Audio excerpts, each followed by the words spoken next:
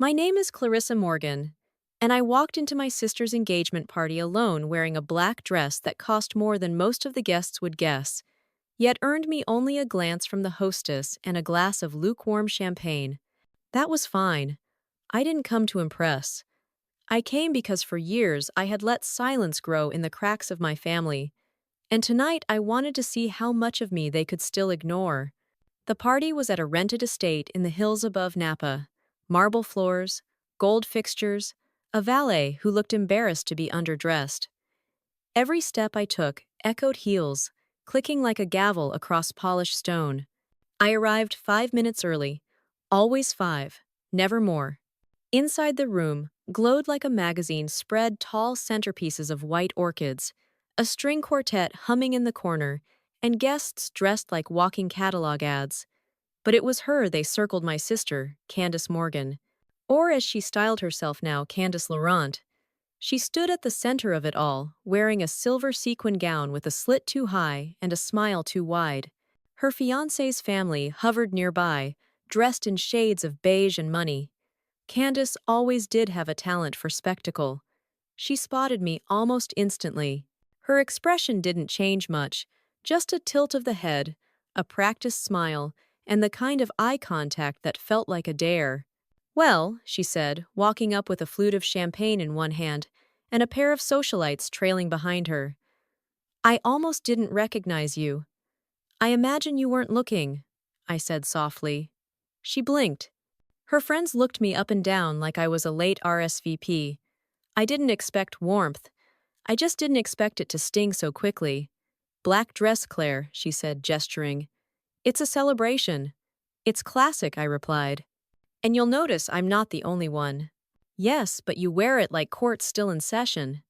She laughed, and the women next to her followed suit. They didn't know who I was, not really, not what I did. And I could tell Candace liked it that way. The quiet sister, the serious one, the one people didn't bother introducing properly. I'd heard it all my life. I'd built a life in the gaps they never paid attention to. She leaned in a little closer, lowered her voice. "Just don't be too intense. Okay. Jonathan's family is a bit polished. They ask a lot of questions." I met her eyes. "Then maybe they'll get real answers." That earned a laugh-sharp performative brittle. Classic Clarissa. Always the deep one. She turned before I could say more, already walking back into her orbit of praise and petals. I moved to the edge of the room toward a small just how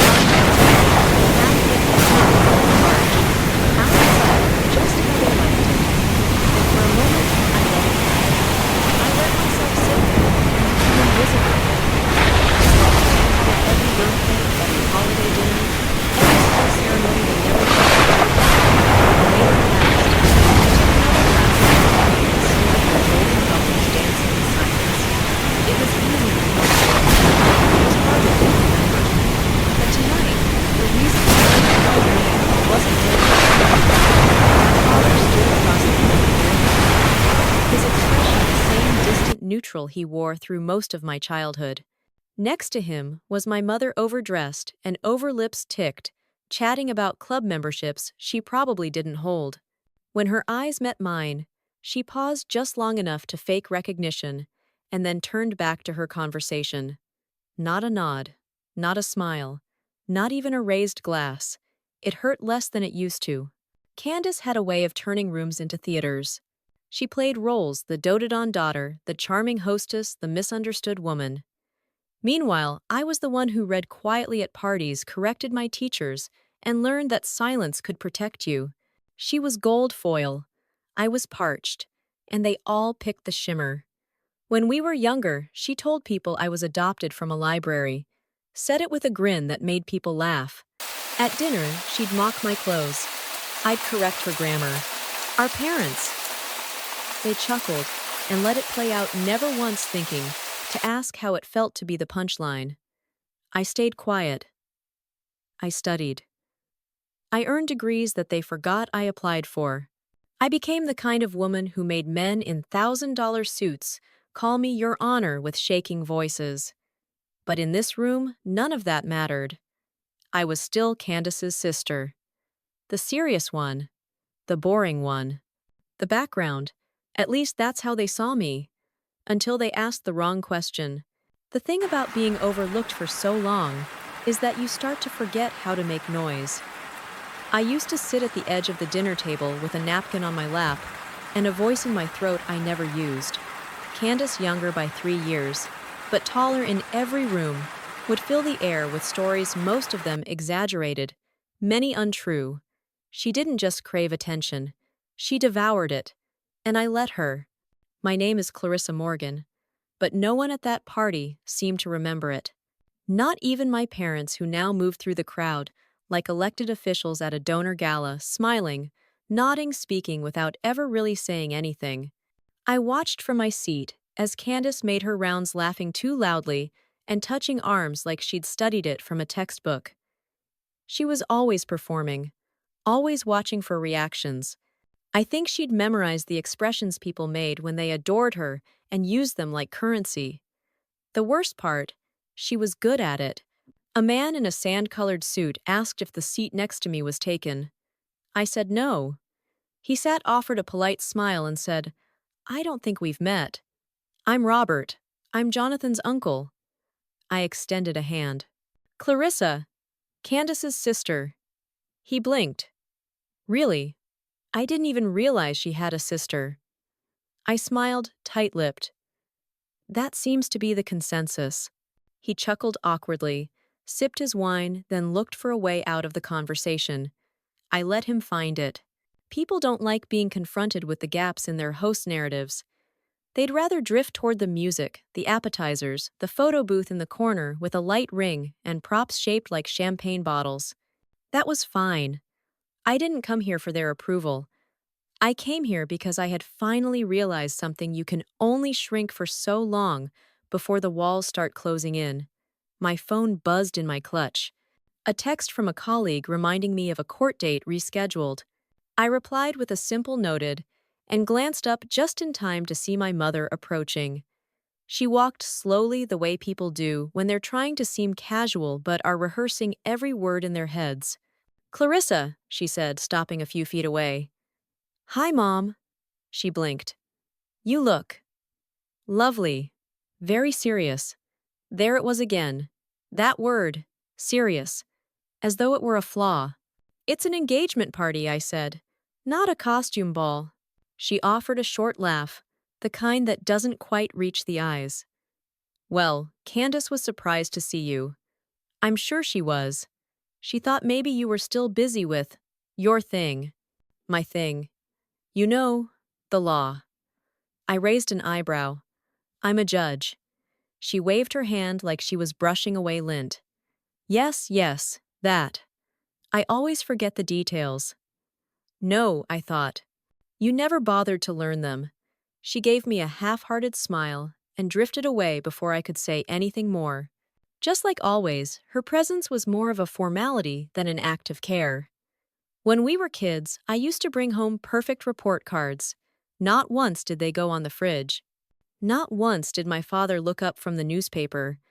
But when Candace got a participation ribbon for a school play, they bought cupcakes and invited neighbors. I don't know when I stopped trying to matter to them. I think it was sometime in law school when I passed my bar exam and sent them a letter they never acknowledged. I remember sitting in my tiny apartment watching the mailbox for a week. Not even a card, but I passed anyway. Became a clerk. Then an assistant district attorney, the youngest appointed judge in my district. I didn't need their applause. I had facts, arguments, and a seat behind a bench that commanded respect. But all of that disappeared the second I walked into this party. In here, I was still Candace's sister. The accessory. The footnote. As the evening wore on, I became wallpaper.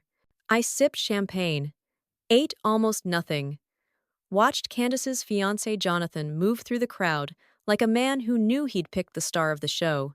Tall, clean-cut, with a voice that suggested prep schools and golf clubs. And I thought to myself, he has no idea who she is. Then again, maybe that was the point.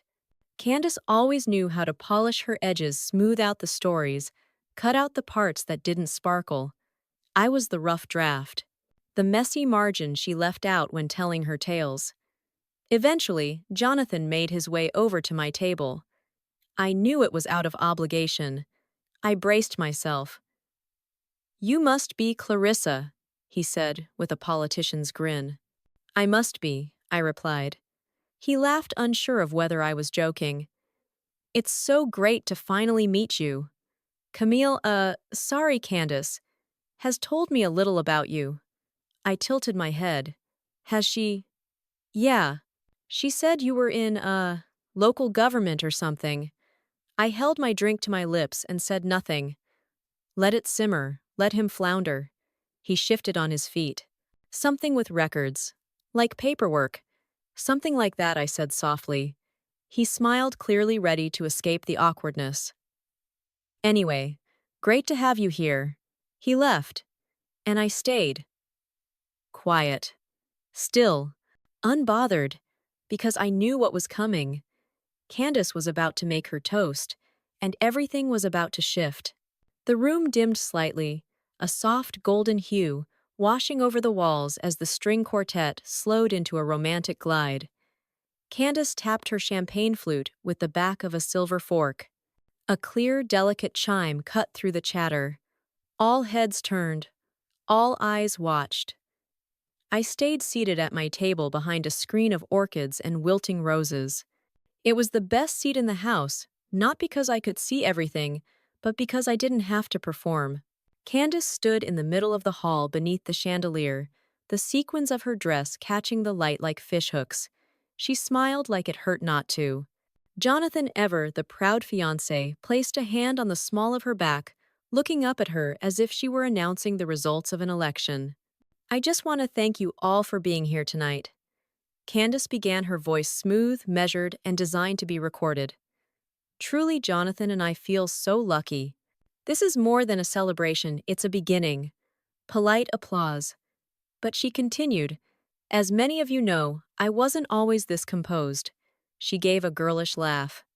"Growing up, I was the wild one. I colored outside the lines, always getting into little messes." She paused. "And then there was my sister." I tilted my head slightly, hands still folded neatly on my lap. Clarissa was. Well, she was different. Strict. Quiet. Always reading. Always correcting me. She once filed a formal complaint with our high school principal because I borrowed her sweater without asking. Laughter. "She's always been that way," Candace continued. "By the book. So serious." The room chuckled, warming to her now. She looked right at me, held the gaze just a beat too long. "I'm just grateful she made time to come tonight." She added, her tone dipped in mock sweetness. "She doesn't do family events." Or, smiling, more laughter. Even Jonathan laughed, though his eyes flicked to me briefly, unsure. I didn't react. Not with a smile, not with a sigh. I placed my fork down and folded my napkin once across my thigh. "Be nice," Jonathan said to her with a playful nudge. But he turned to me. "Seriously, though, Candace told me you work in county records." "Right. Important stuff." I looked up. Slowly. And in that moment, I felt the air shift. That small, condescending jab. That lazy, inaccurate version of me tossed around like a detail no one cared enough to confirm. Candace's smile stretched. She was enjoying it. I took a breath, just one, and met his eyes. "I'm sorry," I said. "Where did you hear that?" He blinked. Candace said. "I mean, she mentioned something about office work. Filing something like that." I tilted my head. "Number." "That's not correct." Candace let out a nervous laugh. "Oh, come on. Don't be so dramatic." "She's right," I said, still watching Jonathan. "I don't work in office administration." A pause. "I'm a judge." Silence. Real stifling silence. The kind that wraps around a room like fog. A woman near the center of the room set her glass down too hard on a table. A man coughed but didn't speak. From the left, someone whispered Judge Morgan, and then another voice, Wait! Superior Court. I nodded once calm and collected. 11th District. Jonathan's jaw tightened. He looked at Candace then. Back at me. You're a judge. Yes. And in that moment, it was like someone had flung the curtains open in a theater. Light flooded in. Every story Candace had spun about me, boring, rigid, unimportant, began to unravel. Candace's smile faltered. Her body stiffened. Her voice shrank. I didn't know you were still doing that, she muttered. I never stopped, I replied. From somewhere near the bar, a woman in a green wrap dress spoke louder. Wait, didn't she handle the Eastman fraud case? Murmurs now. Rustling. A few phones slipped out from under napkins, and search bars quietly populated. Jonathan's face dropped. You sentenced Arthur Eastman. I nodded. 10 years. Federal wire fraud. He blinked, said nothing. Candace's cheeks colored the shimmer in her makeup, no longer making her glow, but highlighting the sharp edges of her discomfort. I stood, slowly, deliberately. I didn't need volume. I didn't need drama. I don't blame you, I said, voice steady. You never asked. None of you did. Candace opened her mouth, but nothing came out. My parents, still seated near the far end of the room, looked stunned. My mother's lipstick had faded on one side. My father's hand was clenched around a napkin like a lifeline. I looked around once, took them all in. Not to shame them, not even to win, but to exist. Fully, finally. When people don't ask questions, I said gently, they shouldn't be surprised by the answers. And then I walked. Past Candace, who looked like she'd just seen a ghost of someone she buried years ago. Past Jonathan, whose mouth hung open slightly, unsure whether to apologize or retreat. Past the women who had laughed at the sweater story. Past the men who'd dismissed me as too intense. I walked with the weight of a gavel behind me, with the silence of a courtroom holding its breath. I didn't need to stay for dessert. The verdict had already been delivered. Outside, the air was sharp with the scent of eucalyptus and fresh rain clinging to the hedges. I stood just past the valet circle beyond the golden light of the estate, letting the coolness wrap around my shoulders like a second skin. I could still hear them inside, nervous laughter, trying to stitch the moment back together, glasses clinking in awkward rhythms, whispers rising like steam. I knew what would happen next. Candace would try to rewrite the narrative. She always did. I pulled my phone from my clutch. 2 missed calls, one from my mother, one from Candace, and 3 texts. Candace, why would you do that? You embarrassed me. You should have told me you were coming. You could have said something earlier. Each message thudded against the screen like an accusation. As if I had thrown a tantrum. As if honesty was a weapon, and being proud of myself was an attack. I didn't answer. I wouldn't. A valet approached cautiously. Miss Morgan, would you like your car brought around? Not yet, I said quietly. He nodded and returned to his station.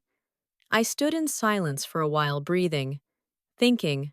All my life, I had been told to tone it down, to smile more, to not be so serious. Candace didn't just say it. She made it her mission to prove how much better it was to be light, effortless, loved. And for so long I believed her. Believed I had to earn their love through discipline, logic, and restraint. But there's a cost to folding yourself up so small you vanish. And tonight I finally unfolded.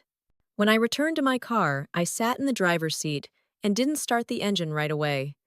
I rested both hands on the wheel, staring straight ahead, letting the aftershocks settle.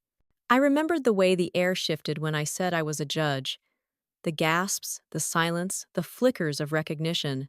I wasn't chasing validation, but there's something about being seen, truly seen, that touches a part of you long thought numb. And yet even then, even after all of it, I felt something close to grief. Not regret. No, never that. But grief for what could have been if my family had ever cared to know me. If Candace had ever looked beyond her reflection, long enough to notice that her sister had become someone she could never outshine because I had stopped trying to shine in the first place. I simply stood. The next morning, I woke to more messages. From my mother, call me. We need to talk. From Candace. You made me look like a fool. I was trying to make a joke. You overreacted. I laughed. Laughed. For the first time in years, I didn't feel like I owed them an explanation. My silence was no longer submission, it was choice, power, protection. At 8:00 a.m. sharp, I walked into my courtroom. The bailiff greeted me with a respectful nod. My clerk handed me the docket. Morning, Judge Morgan. Good morning, I replied, smoothing the black robe over my shoulders. It fit better than any dress ever had. I presided over 5 hearings that morning. White-collar cases mostly. Men in suits are trying to outtalk consequences. I listened carefully, weighed the facts, gave space for truth. When I rendered my rulings, there was no doubt this was my domain. And in that room, no one laughed at me. No one looked through me. They listened. They stood. They respected. I thought of Jonathan sitting slack-jawed beside Candace, realizing in real time that the woman he was about to marry had built her world on selective truths. I wondered if he'd confront her about it. If he'd ask why she'd lied not just to him, but to herself. I doubted it. People like Candace don't like to explain. They prefer to rearrange. That weekend my father called. For the first time in maybe a year. I let it ring 4 times before picking up. Clarissa. Dad. He cleared his throat. Your mother said you didn't respond to her. She's upset. I'm sure she is. You didn't have to humiliate your sister. I didn't humiliate her, I said. I answered a question. A pause. Well, you could have warned us. I almost smiled. About what? The life I've built while you weren't looking. He didn't respond. I waited. Look, he finally said. Maybe we haven't always been the best at acknowledging things. But you don't have to carry that forever, you know. That was the closest thing I'd ever gotten to an apology. I accepted it, not because it fixed anything, but because it meant he finally realized there was something to fix. Thanks for calling, I said. Have a good night. I hung up before he could ruin it. A week passed. Then 2. No more messages came from Candace. No calls. No sarcastic birthday memes. No passive-aggressive Instagram tags. No remember when texts that tried to paste over history like a band-aid on a bullet wound. She was gone, and not in the way I had feared growing up. Not dead, not missing, not estranged. Just quiet. Erased. And that silence for once was a kind of peace I didn't rush to fix. On the 3rd Friday after the wedding, I found myself walking past a bookstore downtown, a little independent shop tucked between a tailor and a dry cleaner, the kind of place you miss if you're in a hurry or scrolling your phone. Something in the window caught my eye, a hardcover biography of a federal judge I admired. The title was simple, She Knew Her Name. I stepped inside. The air smelled like paper and cedarwood and something a little dusty truth, maybe. I browsed for 20 minutes, picking up a few titles. When I reached the counter, the clerk smiled. You look familiar, she said. I froze for half a beat. Oh, you gave a speech here 2 years ago, right? About law and ethics. You told that story about the landlord who forged eviction notices. I blinked. Yes, I said slowly. That was me. Her smile widened. You made me want to go back to school. I'm in my 2nd year now, paralegal certification. A breath caught in my throat. That's wonderful. I'm really glad. She rang me up, bagged my books, and as I turned to leave, she said, One more thing. By the way, you didn't look out of place that day. You looked like you belonged. That stayed with me. That evening, I finally did what I hadn't done in years. I opened the dusty old photo album from my parents' attic. I'd brought it with me when I moved, meaning to digitize it, but it had sat in a box under my guest bed ever since. Page after page, I flipped through childhood snapshots. Me and Candace at the beach, me winning a spelling bee, Candace holding up a trophy for a cheer competition. Candace's birthdays, Candace's recitals, Candace's graduations, and in the corners, sometimes cropped, sometimes faded me, I turned to a page labeled Family Weekend Sophomore Year. There we were, me in a dorm room flanked by my parents who looked mildly bored, and Candace who held my law textbooks in her hands like props in a joke. Someone had captioned it, Clarissa's Very Serious Books, LOL. I peeled the photo from the page, stared at it. Then I took a pen from my desk drawer and scribbled something in the white space beneath the photo. The last time they underestimated me, and I put it back in the book. Months later, I received an invitation in the mail, a thick cream envelope gold embossed. Dr. and Mrs. Jonathan Callahan cordially invite you to the naming ceremony of their daughter, Eleanor Grace Callahan. There was no note inside, no handwritten message, no explanation. I stared at it for a moment, turned it over in my hands. Then I noticed the envelope had been sealed with wax Candace's old monogram ring, a small C branded into the surface, like a signature she couldn't give up. I didn't go, but I did send a gift. A leather-bound copy of Ruth Bader Ginsburg, in her own words, with a note that read, "May she grow up knowing the sound of her voice and never be afraid to use it." No return address. Just initials CM. Life moved on. It always does. But something had shifted, not in the world, but in me. The axis tilted slightly, and I found myself walking taller, smiling without flinching, laughing without checking who was watching. I no longer rehearsed my presence to fit the scene. I let the room adjust to me. And sometimes in moments when the courtroom was silent and the facts hung heavy in the air, I remembered that wedding night not with bitterness but with clarity, because that night didn't break me. It revealed me. And once the curtain lifted, I never stepped behind it again. The end. Final word. Count 640 words. Let me know if you'd like pitch